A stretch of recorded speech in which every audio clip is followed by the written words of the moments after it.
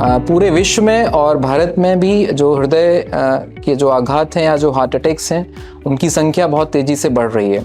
और दुर्भाग्य की बात यह है कि जो हमारी यंग और वर्किंग पॉपुलेशन है वो सबसे ज़्यादा बैडली अफेक्टेड है।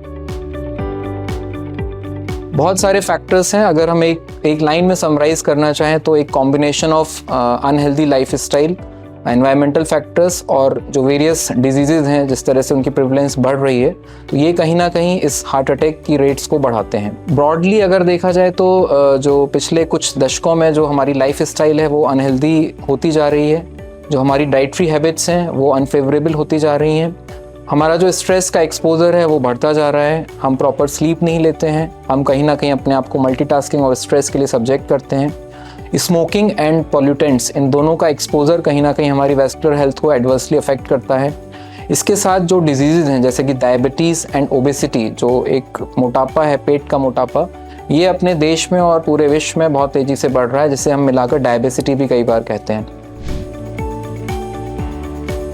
और यहाँ पर आवश्यकता है हमें अपनी लाइफ स्टाइल को हेल्दी रखने की, बैलेंस डाइट लेने की, स्मोकिंग, पॉल्यूशन, इन सारे रिस्क फैक्टर्स को कंट्रोल में रखने की, इनसे बचने की।